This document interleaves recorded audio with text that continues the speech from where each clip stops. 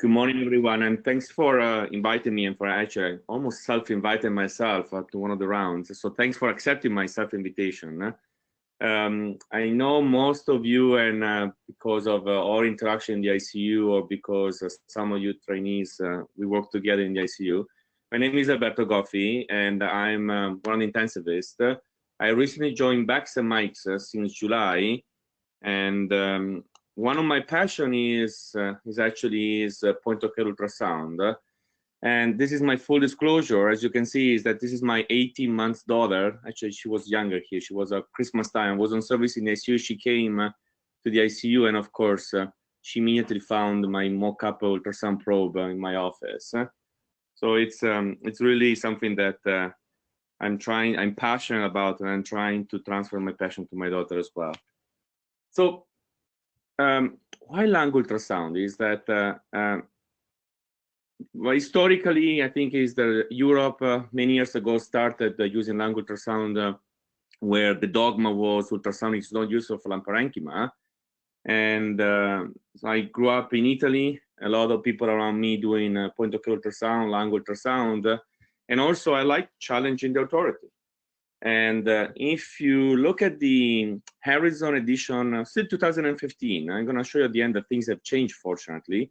But still in 2015, the Harrison Principle of Internal Medicine, sort of the Bible for internists, was still saying in the chapter about respiratory diseases that lung ultrasound is not useful for the lung parenchyma.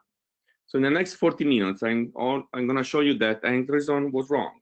And there are actually several applications that can demonstrate how lung ultrasound is actually useful for assessment of the lung parenchyma.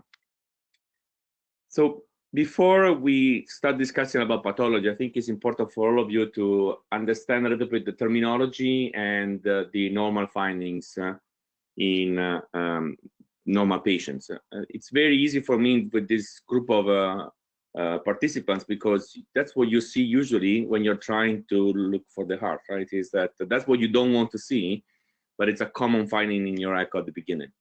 So this is sort of a corona scan, essentially long axis. You see here on this left side of the screen is I'm using a linear probe, but you can use sorry, not linear, a curvilinear probe, but you can use one of the phase array probe. Absolutely, we can discuss at the end what kind of probe and software you may use in, but I'm positioning myself in a long axis view with sort of superior rib here, inferior rib. So you can see here the rib casting the shadow, and in between I can recognize the intercostal space. This area here, and this white area at the level of the interface between lung and subcutaneous tissue is what we call pleural line. It's extremely bright, hyperechoic, because of the pressure reflection fraction, that 99.99% of ultrasound, as you know, are reflected, and that's the problem in, according to Harrison, in assessing the lung, because it's not anatomical imaging. The ultrasound are reflected back to the probe at the level of the interface between high difference in acoustic impedance areas, and nothing can go through.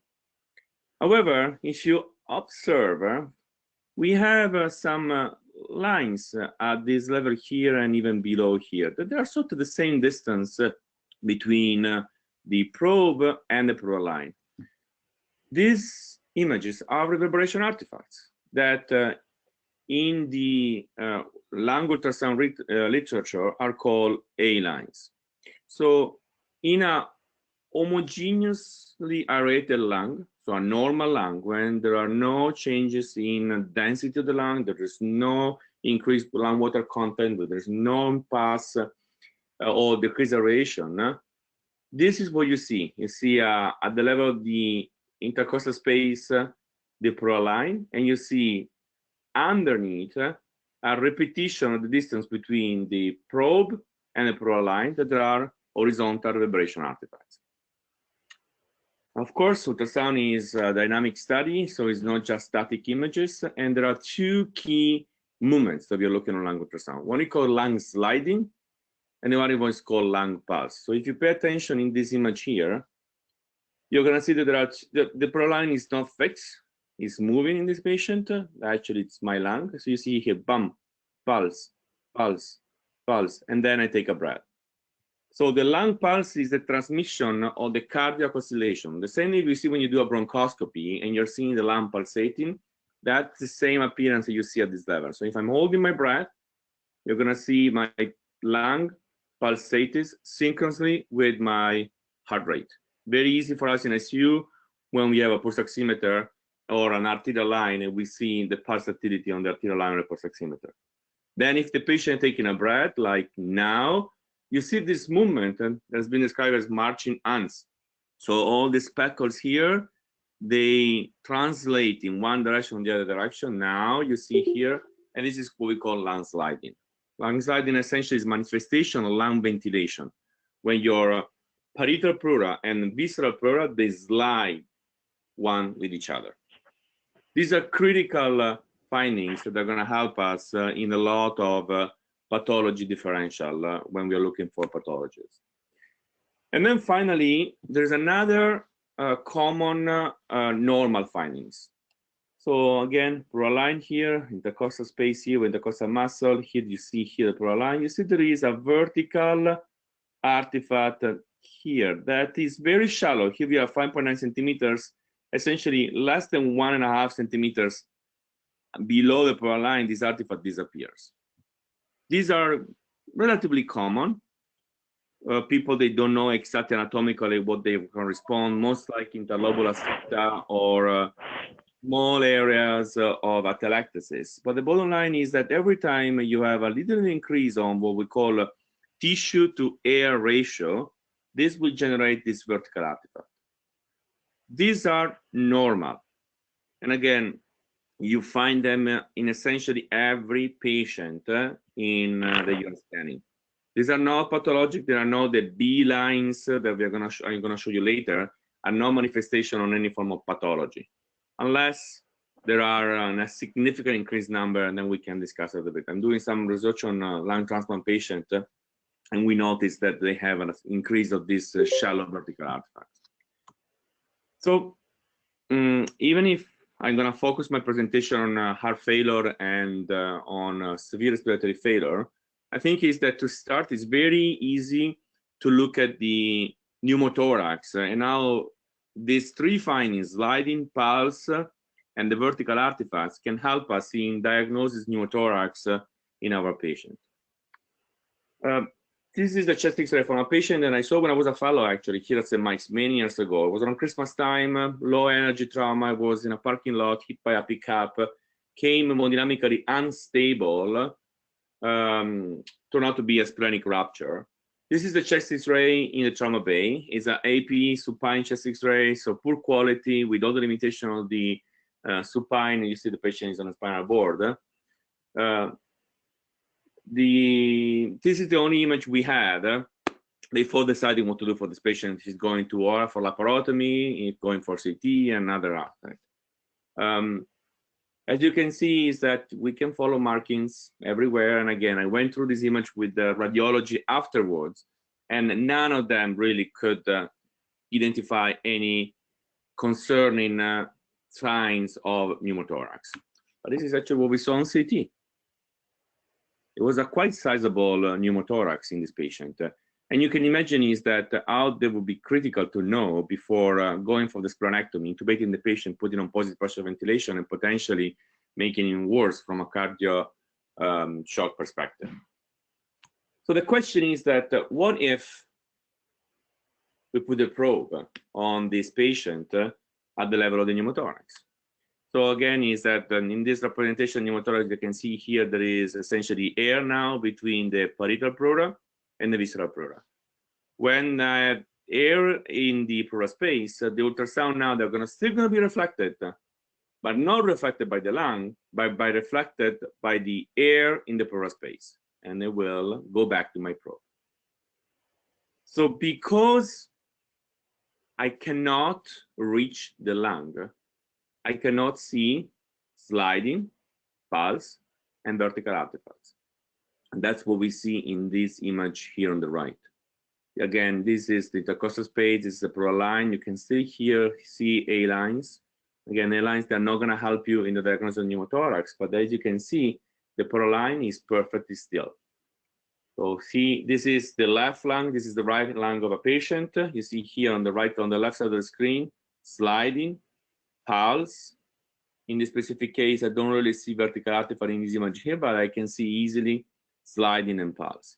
On the other side, the line is perfectly still. There is some tiny movement on the entire probe because of my hand and because the patient is breathing, so it's contracting his intercostal muscle, but there's nothing moving at this level.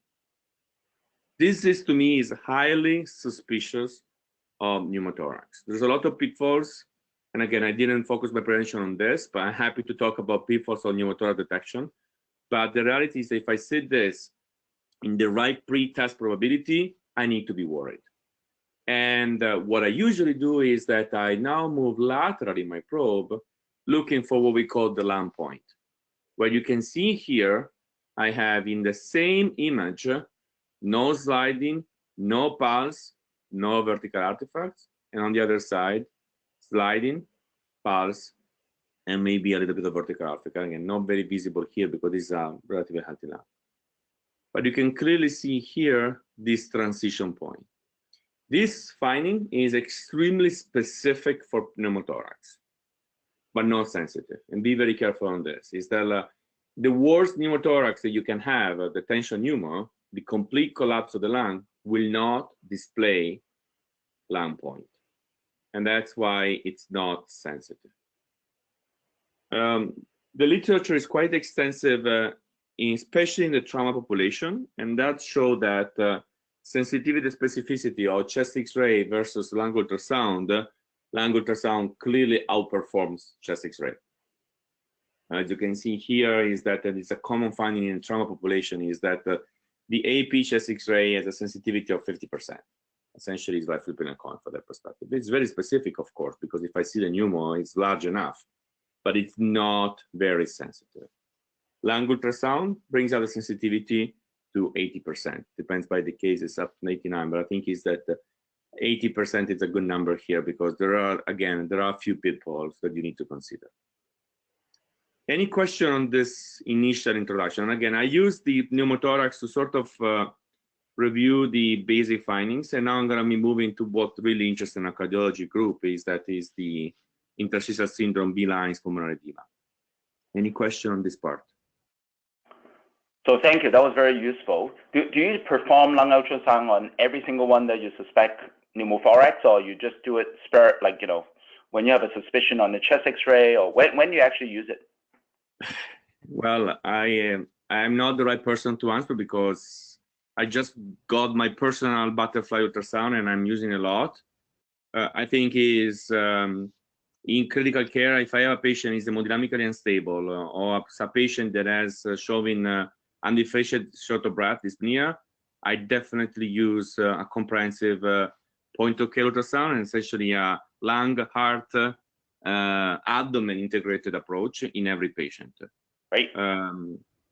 In other cases, to be honest, is that when the patient is stable, when there is some concern, and when the resident asks me, I usually do it. But if I am assessing a brand new patient or a patient is deteriorating, it's part of my stethoscope, history, and ultrasound, to be honest. Got it. Okay, so what about lung parenchyma? The issue think is that I didn't really show you that the lung ultrasound can have a lung parenchyma. I just showed you that you can diagnose pneumothorax, but that's not lung parenchyma. So again, another chest X-ray. There was a patient that I saw many years ago when I was still in Italy. You can see D stays for right, destra, and patient coming to the emergency department, past medical history of emphysema, COPD, heavy smoker. No real cardiac history, but significant cardiovascular risk factors. Having a saturation in the mid-80s, 80, 85 on room air. Significant increased vocal breathing. This was his chest X-ray, and we can discuss about his chest X-ray for a long time. Bottom line is that it was not sure, maybe some increase in the marking, some interstitial trauma, but it was not too tough pulmonary edema. This is what I found when I put the probe on the patient. And you can immediately see, again, a superior rib here, inferior rib here, the proline is here. Now I'm using a wider depth and down to 10 centimeters. You can see how those A lines, those horizontal reverberation artifacts are now gone. And what I do see, I see some laser-like white hyperechoic vertical reverberation artifact as well, that they are going very deep. They go down to 10 centimeters without fading.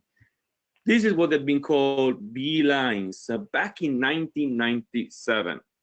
And again, remember is that Arizona 2015 still say no role for lung parenchyma. Back in 1997, this French intensivist that is sort of considered the father of lung ultrasound, Daniel Lichtenstein, he described this artifact that he called the comet tail.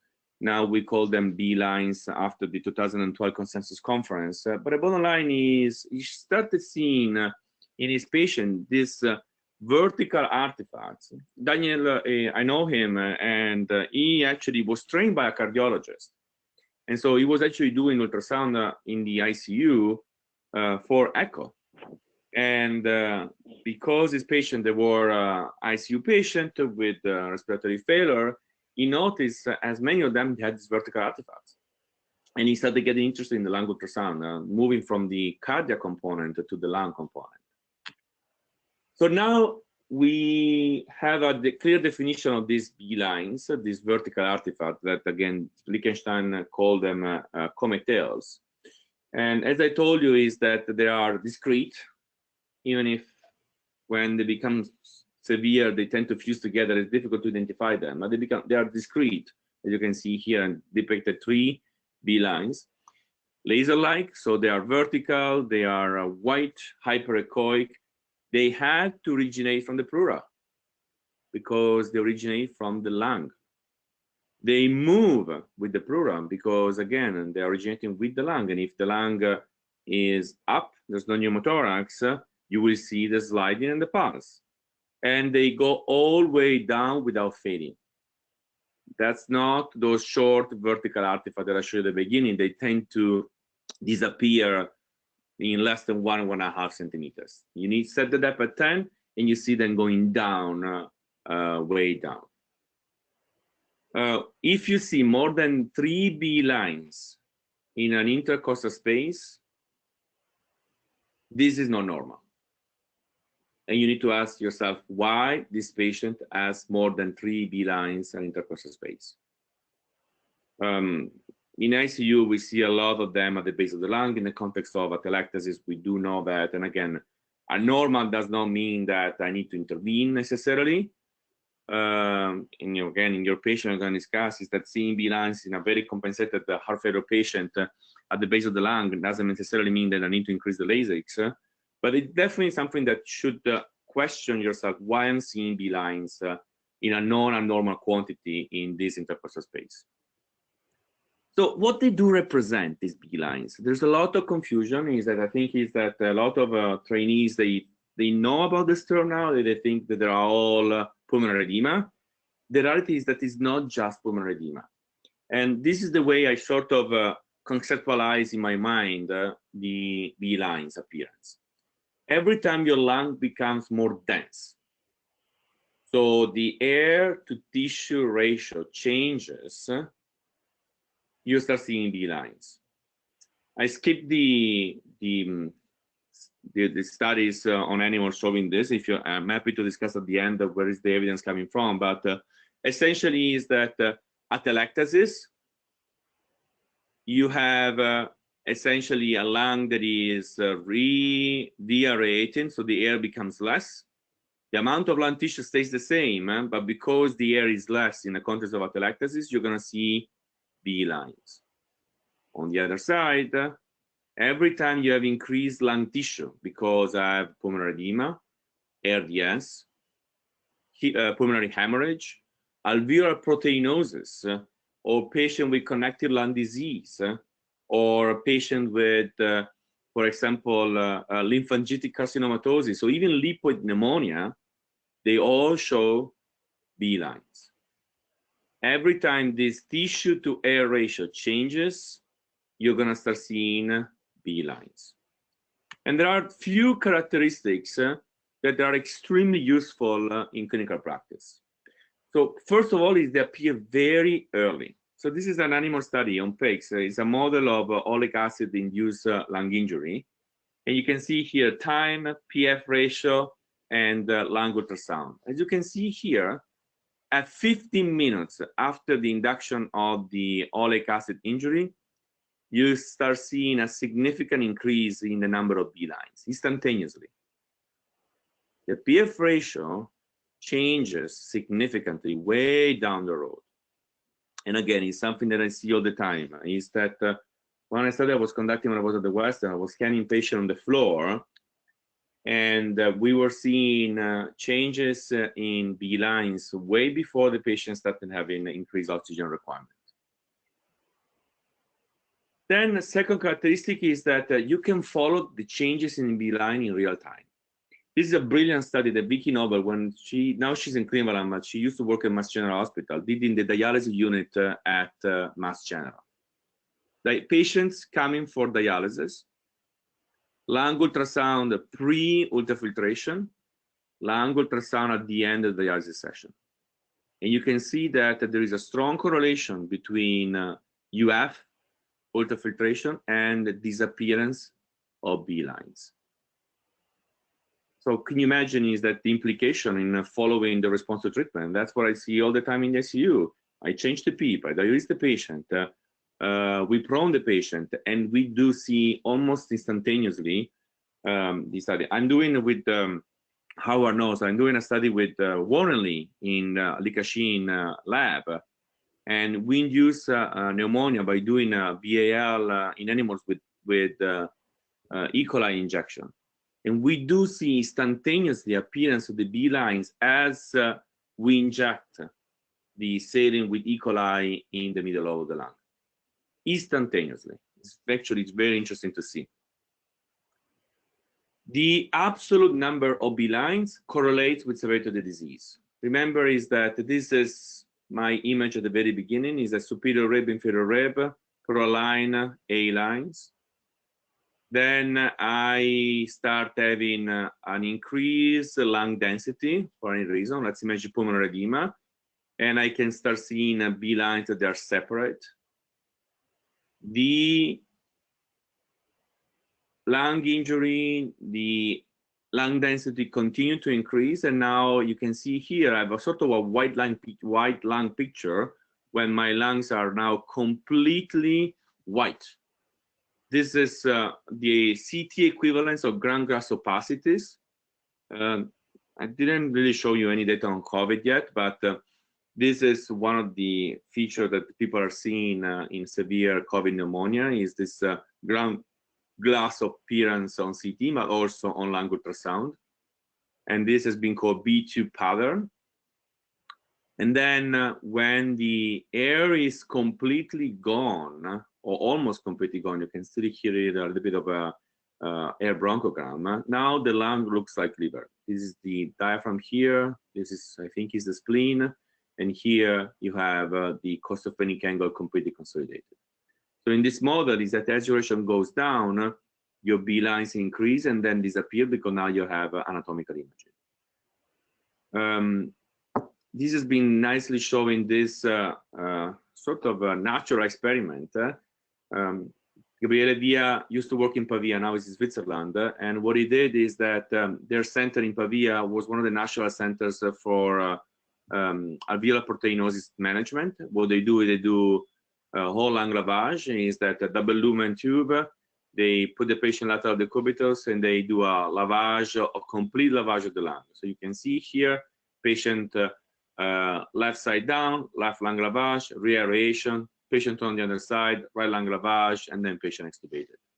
And what it clearly shows is that as you inject through the ETT saline, your consolidation goes up. This patient started in auto B lines because of the proteins. Then the consolidation goes up. When they complete the lavage, they have 100% consolidation essentially. And then they start removing the saline, and they are also lavaging the proteins. And you see how the consolidation goes down, the B lines, they tend to improve, and look at the end, where is the patient started with a lot of B lines here because there was a lot of proteins.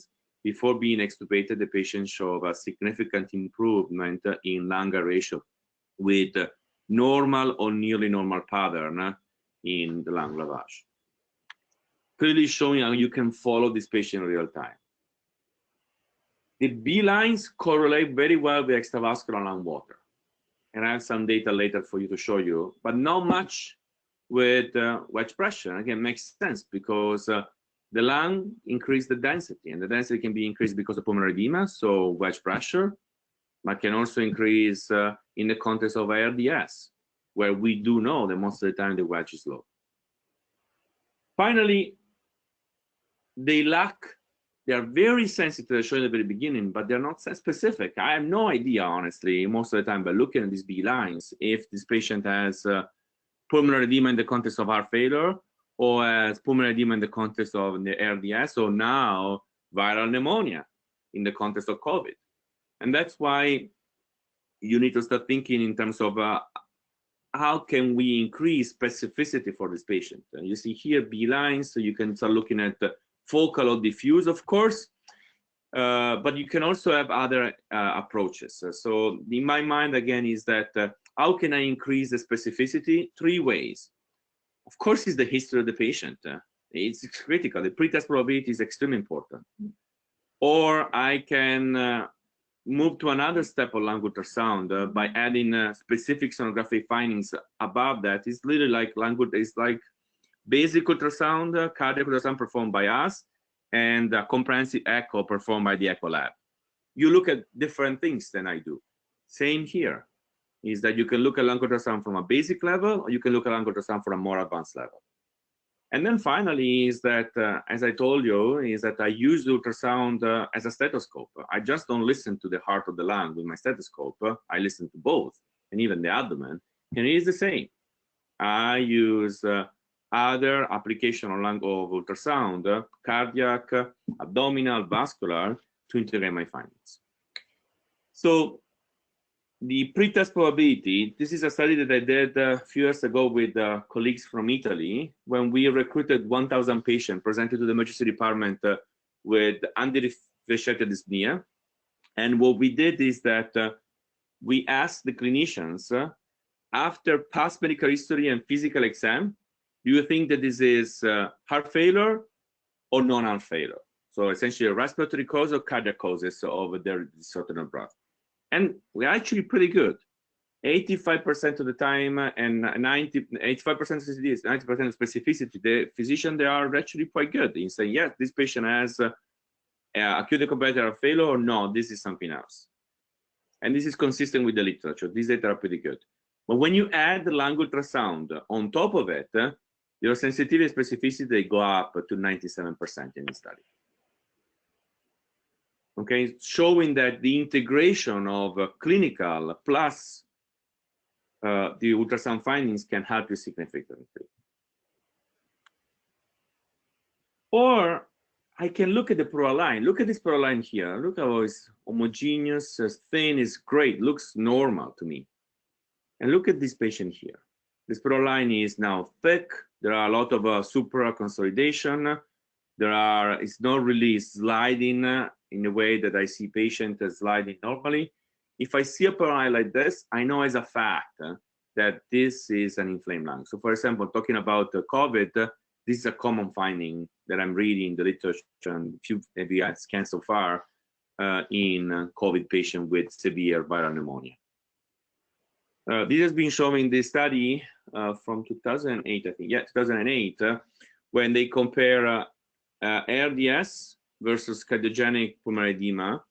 I think it were 20 and 40 patients, I don't remember the exact number, but they show that patients with ARDS, they tend to have more this pleural line abnormalities, they have decreased lung sliding, increased pulse, and they have this superior consolidation.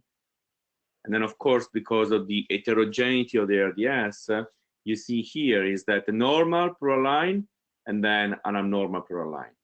Something that you don't see in cardiac patient because of the pathophysiology is different. It's hydrostatic pressure, and therefore you have a sort of more homogeneous continuums from zone where the hydrostatic pressure is low and zone where the hydrostatic pressure is higher. Okay, so this is the problem that we have, right? These are the patient that we have in ICU, in CCU, is that patient that they have different findings. The question is that is this a perfusion? Is this RDS? What is happening here? Is this chest X-ray something that I'm missing? Why is patient short of breath? Is that so you can actually use lung ultrasound to not just for diagnosis, but also for monitoring your patient to respond to the treatment. And there are some data also showing that you can actually have a sort of prognostic approach. Treatment, I will skip this part, but there are some interesting data coming from Warren and Lee labs on this.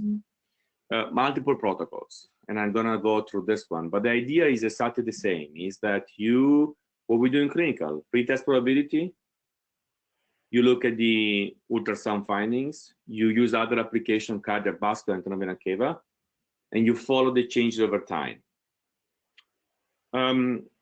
Two studies here. One is the Lancet Respiratory Medicine in 2014, the other one in Chest in 2017, where patients come into the emergency department. They were randomized to standard of care or randomized to a point of care ultrasound driven approach to shorten of breath. And you can see here, where they look at the lung ultrasound, cardiac, basic cardiac, I'm not talking about comprehensive echo and IVC, versus whatever the local practice was driving for the respiratory failure. And definitely what they show is that you get to the diagnosis in the emergency department faster. Look at here, is that between waiting for the NT-proBNP to come back, waiting for the chest X-ray to be performed, it takes hours to get the diagnosis. With lung ultrasound, in 25 minutes, essentially as part of your initial assessment of the patient, you get the right diagnosis. And this is a study in Lancet Respiratory Medicine. 4 hours after admission to the emergency department, in the point of care ultrasound group, 88% of the patient had the correct diagnosis versus only 64% in the control group, in the standard of care group. So definitely you get a faster diagnosis if you start using this approach in the specific case emergency department settings. I'm gonna skip this slide. This is essentially what I do, talking to the question that Chimin was asking, is that how I use it. Essentially, that's what I told you already. I use lung ultrasound as part of my physical exam. This is a very interesting study that came up recently on critical care medicine. In this group, they compare chest X-ray lung ultrasound to gold standard CT scan. And they show a couple of things. They use this 9-point protocol because in this way, you can actually access and explore all the 5 lobes, right and left. And you can see here each area which correspond to. And what they show is that the lung ultrasound clearly outperforms chest X-ray. Look at here is that in terms of correct identification of the lobe, on chest X-ray, often you're wrong. And again, these were chest X-ray read afterwards by radiologists versus comparing to CT, when the lung ultrasound is actually much more accurate. And honestly, I don't care much about this, but what I do care is this one, is the agreement by finding. If I see ground gas opacity on ultrasound, 90% of the time they're going to be there also on CT. Only 72% I'm going to see ground gas opacities on chest X-ray. Effusion, chest X-ray, and you know it's not the greatest for this. So clearly lung ultrasound outperforming chest X-ray and these were all ICU patients. All ICU patients, so a little bit more difficult to scan than the average patient. And chest X-ray, of course, is not a state-of-the-art chest X-ray. Quickly about extravascular lung water, we sort of discussed already about the idea is that every time your water increases, so it can be heart failure, can be dialysis, can be a high altitude pulmonary edema, your B lines, they start appearing. And correlates very well with extravascular lung water measured with PICO or with PA catheter if you want. And you can see here how your B lines increase, your extravascular water correlate in terms of increasement. We discussed already about this, that does not correlate with wedge pressure. Does not correlate with wedge pressure because, again, is that there are so many patients where the B lines are manifestation of not hydrostatic pulmonary edema, a manifestation of something else. So heart failure, what are the data on heart failure? You can use it for diagnosis, monitoring, and prognosis. So for diagnosis of heart failure is that I believe that we all agree that this is current standard of care, right? Is that, of course, is the physical assessment, the history, chest X-ray, and NT-proBNP, or natriuretic peptides, whatever we are using. The question that we ask ourselves with this colleague from Italy was, what is if we add lung ultrasound to the current standard of care? Is it worthwhile doing it or not? Is that, do we need it? Because honestly, I don't want to waste my time, especially now with COVID. I'm not even allowed to scan this patient very easily. So few data on chest X-ray, I think you all know, is that chest X-ray are actually not the greatest in diagnosis heart failure, is that they have high specificity. If I see findings consistent with heart failure, yes, it's most likely is there, but very low sensitivity. This is the registry, is a registry from Boston. There is on a patient with known diagnosis of heart failure in the context of diastolic heart failure, preserved ejection fraction. And when they look back, only, so up to 19% of the patient in this registry had no signs of congestion on the original chest X-ray that led to their admission for heart failure. And again, as we discussed before, we're actually quite good. I think it's 85% right at the time we just physical exam and initial workup. We are pretty good at that perspective, but we are not 100%. These are data, is a systematic review meta-analysis published last year, where they show is that the positive likelihood ratio, negative likelihood ratio, chest X-ray N is good, 7.36 and 0.3, but lung ultrasound is significantly better, 8.6 and 0.14, especially the negative likelihood ratio.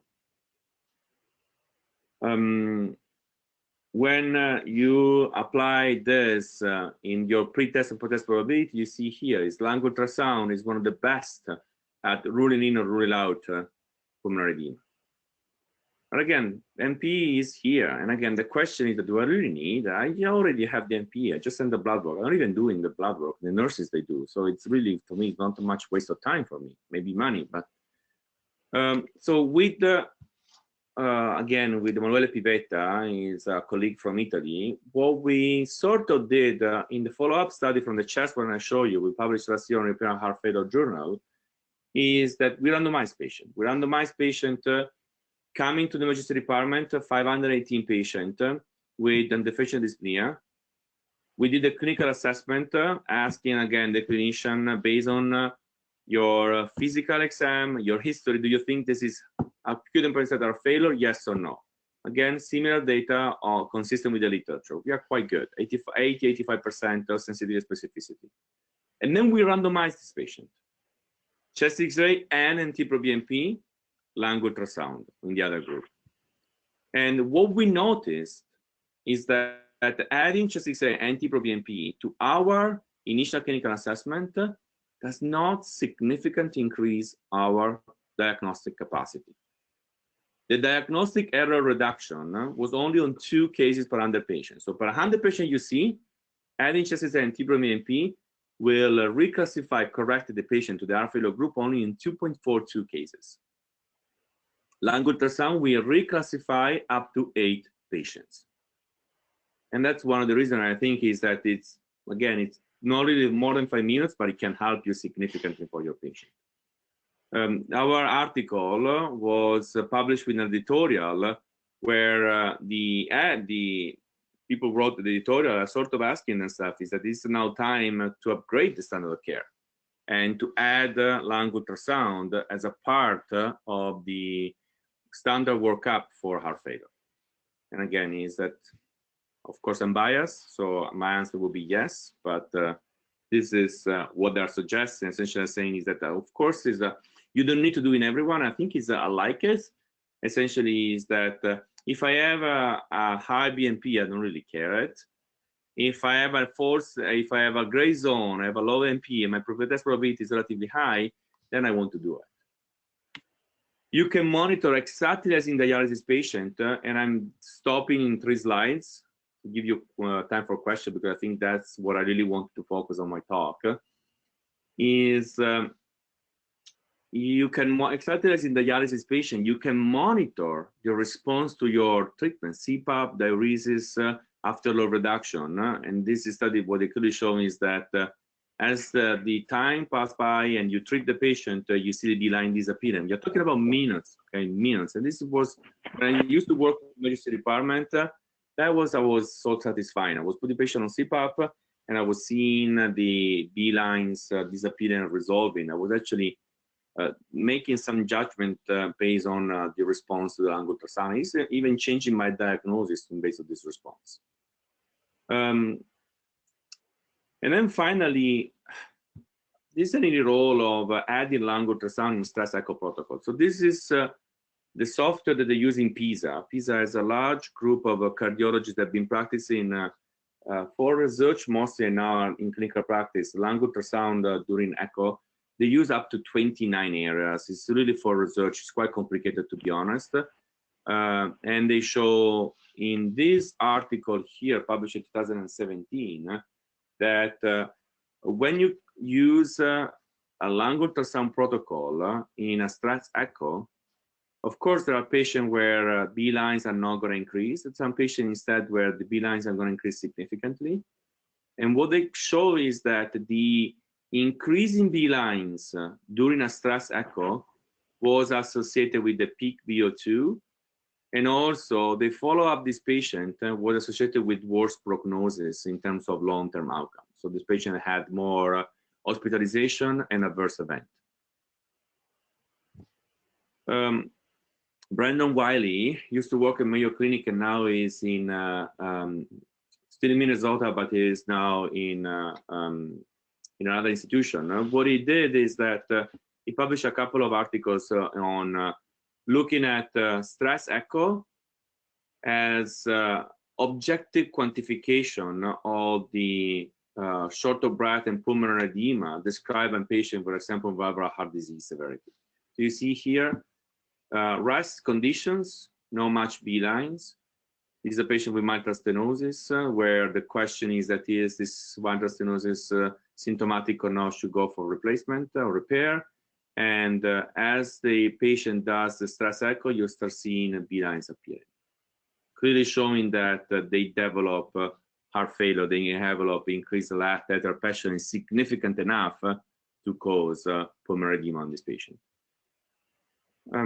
Finally, for the heart failure, is that, as I mentioned, is that it's not just diagnosis, not just for monitoring, also for prognostication.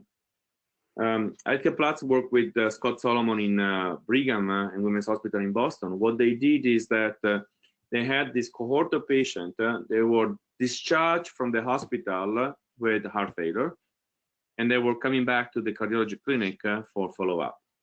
And what they did is that blindly, before the patient going to the room with the cardiologist for their assessment and planning and follow-up, they were doing lung ultrasound blindly. So the cardiologist was not aware of the echo findings.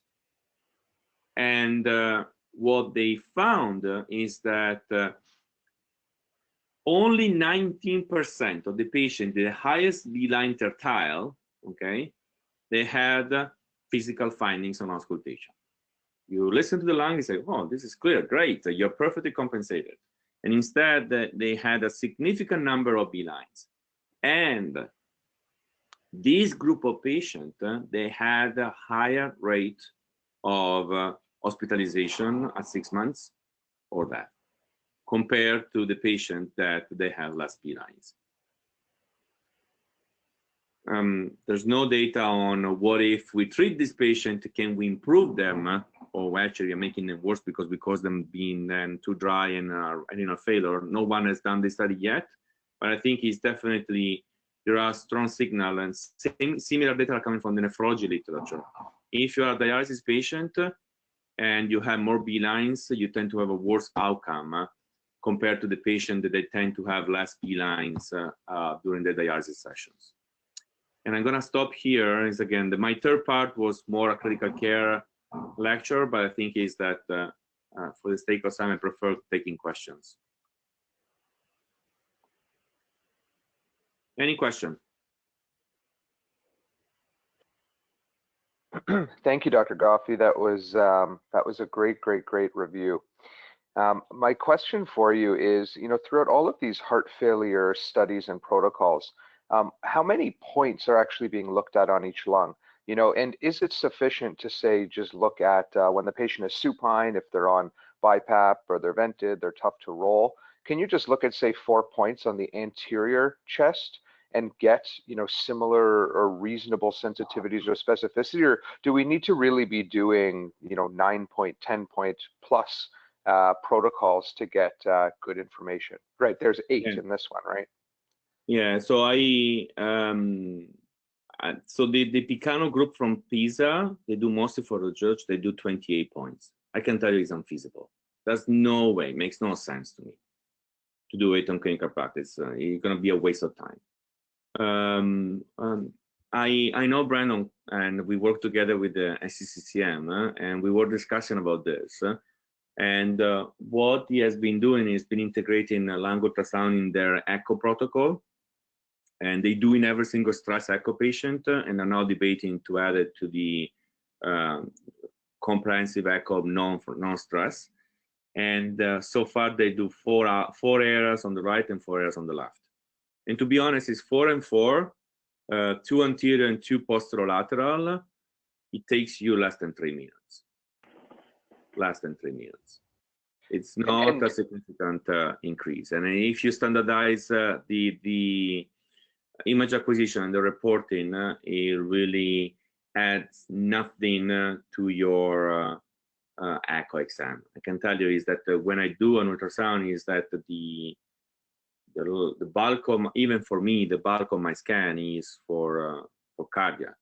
And when I do lung, most of the time, it's a very limited amount of time in spending. And then, of course, if I have some other reason, sometimes I'm interested, so I look at more. But I think is that only anterior, it depends. So I'm going to show you quickly this one.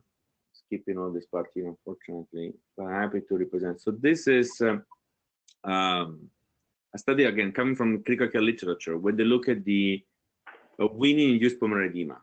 And I do this all the time in patients failing the extubation in the ICU, Winning.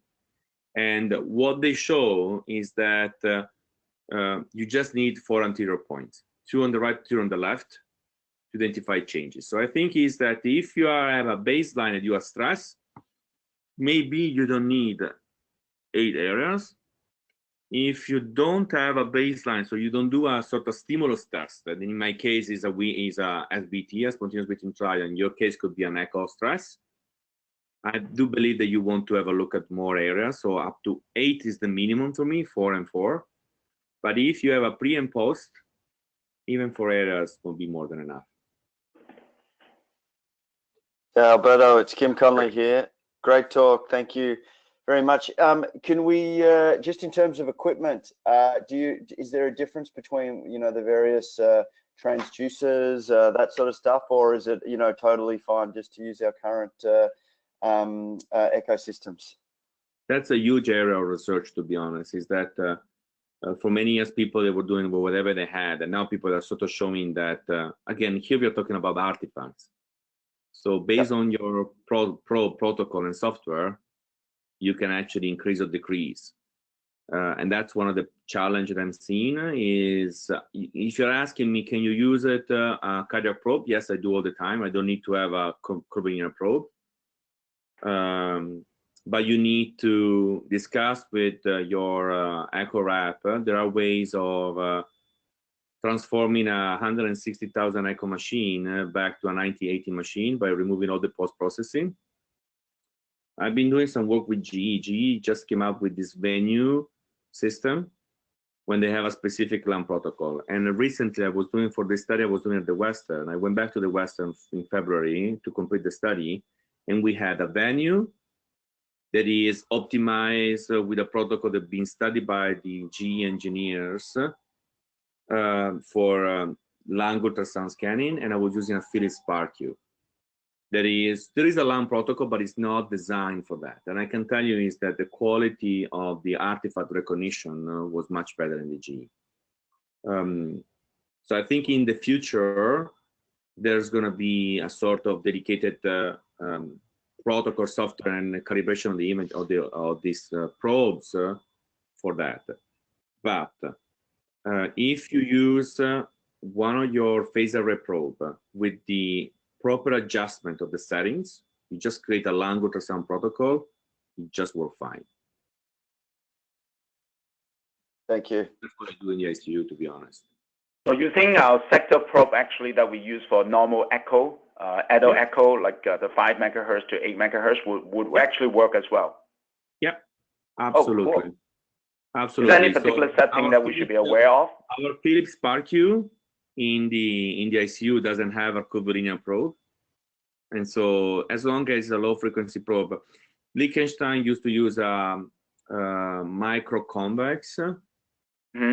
Convex, I think, has some benefit if you can, but if you don't, the cardiology literature, for example, Picano's group, they use all the time cardiac probe. And I can tell you is that the study from Alke Platz and Scott Solomon was done with a V-scan. Oh, yes, V-scan. Yep. Have access to that as well.